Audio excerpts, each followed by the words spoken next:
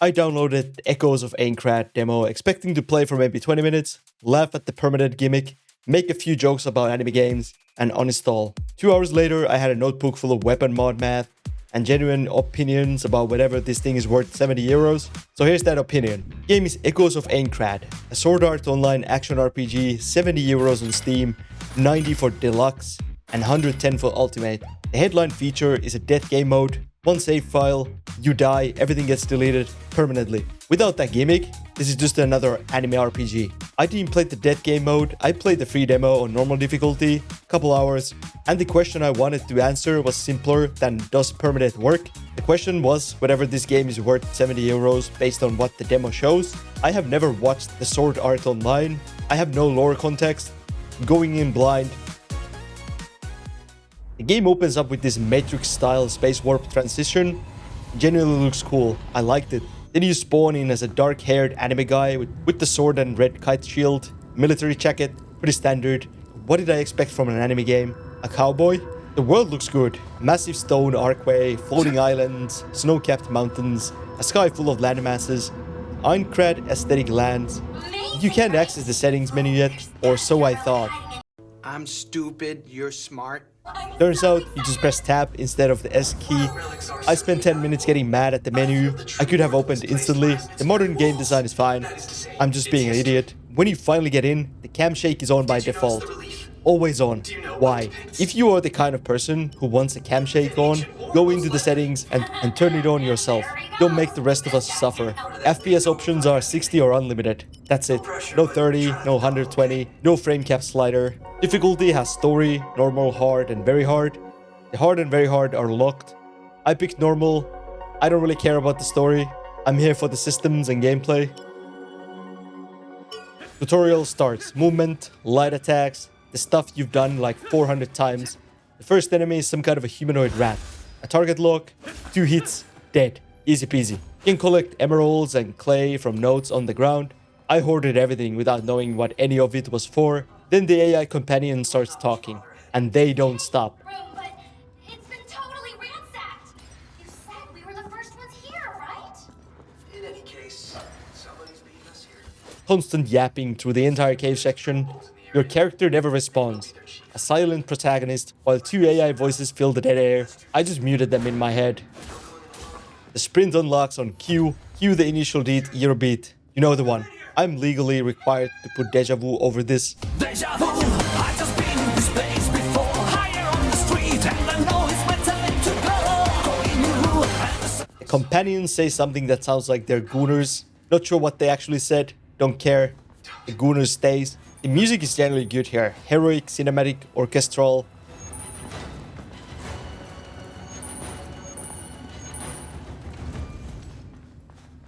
And surprisingly layered. Cave environment with this epic soundtrack playing creates a tonal contrast I really enjoyed. I'm sure if you buy the deluxe edition, you get the soundtrack or something. Guard tutorial appears late into the dungeon. Elite enemies with shield need a cross attacks, break before you can kill them. I cut one's head off, visceral, very satisfying. Then you unlock the sword skill on control. At this point it's just a power up, not a full system yet.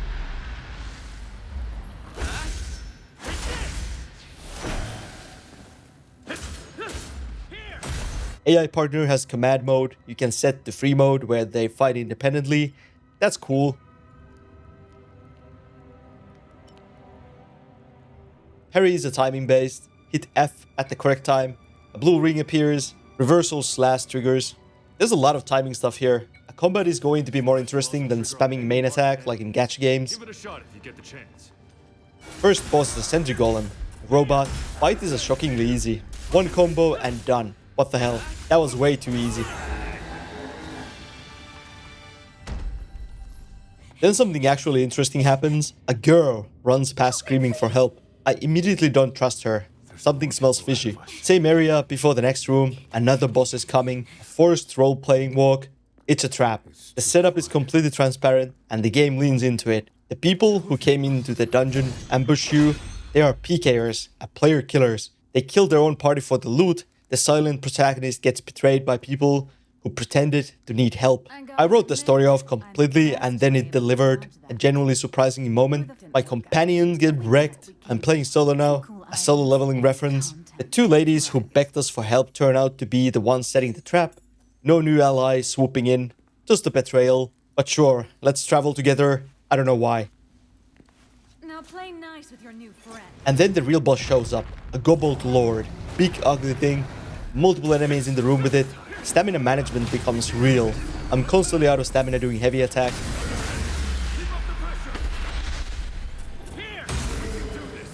And then the boss does something I didn't expect. It heals, back to the full health. What? It's back to full health. What's just happened? The boss has some kind of full heal mechanic. Nobody told me bosses could do that.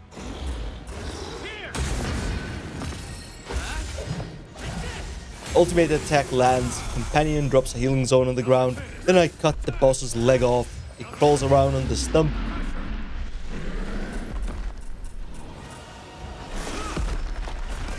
I finish it off by cutting its head off. The boss is dead, and that was sick. Leg cutting and crawling mechanic is a standout. Visual dynamic satisfying, and pretty surprising. This is what the combat can do when it actually tries. It took an hour to get here, but we got here. I'd be a goner if I was on my own. The Sacred Tree memory relic drops, the green sword, a 2000 coal. I nearly missed all the loot on the ground. Game doesn't auto loot, the boss drops. The companion says he would have been a goner alone, and I laugh at the PK situation. Those damn PKers. Reminds me of the old school Korean MMOs where getting jumped in the dungeon was just a Tuesday. Log in, get PK'd, lose your gear, log back in. That's funny. Yeah, my party got PK'd. The prologue is done. We hit the town, and this is where the game actually shows what is under the hood. Town of Begins. 10,000 players. Find the inn. Check in the room or upstairs. This becomes your home base for gear swapping. Finally able to change equipment after the entire prologue. 3 weapon options with different passive bonuses. I picked the damage one. I checked the database. The database tracks every monster I killed. Stats and drops included. That's a nice touch.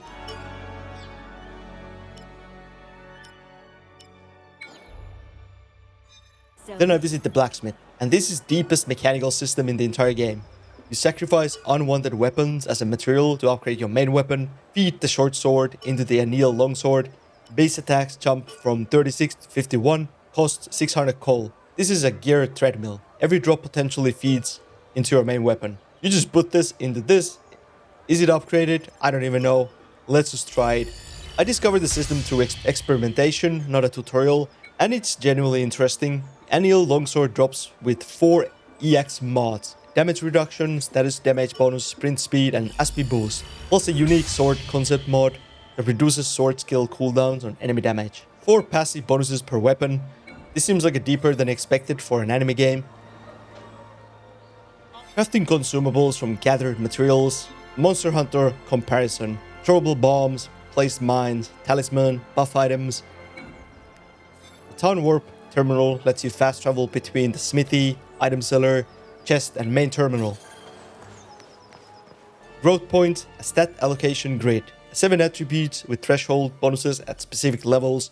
Weapon scaling matters. Longsword has a dex scaling, so dex and agility gets priority. I go dex agility build, as always. This is a real RPG, not an action game with RPG elements tacked on. The build decisions have consequences. The systems look good on paper. Time to take them into the open world. The next session, head northwest. Map is blank until explored. C is the marker for the safe area. A pillar of blue light. The blue pillars mark inactive save areas. Find them, activate them, unlock fast travel, reveal the map. Open world has like a roaming boars. One-shotting them for pocket change. The boars only drop money, nothing else. The loot isn't super interesting so far. Then a longsword drops from a mob with 4 mods. So the mobs can actually drop something good. Safe area activation unlocks the full map. All chests, waypoints, markers visible at once. But you can't swap gear at the camp. Have to teleport back to the inn. Annoying. The movement is lackluster, but good enough. The mobs aggro from an extreme range. Complete pain in the ass. Then the snow-capped boar. evil looking thing. Status ailment tutorial pops up. Poison shows a purple aura. The fight. Tornado mode. That's crazy. The freeze effect slows your movement significantly. Blue weak spot icons on the boss body tell you where to hit. I'm kinda sucking ass in this game, to be honest. But the boss has mechanics, not just the damage sponge. Compares to Monster Hunter again. Boss defeated. Level 2 to 3. 3 growth points. Weapon proficiency up to 2. A Taurus axe drops. The snow-capped boar is the real boss. Tornado, freeze, weak spots, status effects. This is the combat the tutorial promised, but never delivered. Quest complete. Meet Argo, a blonde amberite, red-cheeked whisker markings. Information broker who sells intel for coal. In-game currency. What is an anime game without little kids? Not an anime game, obviously. Argo's deal is she has intel, you have coin. Joins the party. I immediately get paralyzed by the elite mob. This mob was actually way more difficult than I expected. I nearly got wrecked. What's with the whiskers? I only asked. I haven't seen them on anyone else before.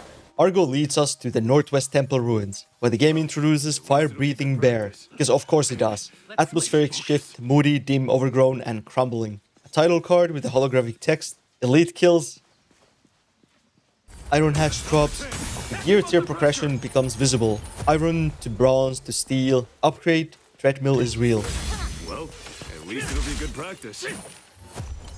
Spore Grizzly Boss, the fire-breathing bear. That's crazy. Uses ultimate, goes aggressive, burning status applied. Oh, I'm burning now. These status ailments are pretty tough. Multi-status encounter, burning status ticking the whole time. Boss defeated, steel axe and steel sword drops. This fight is more engaging than the Sendu Golem.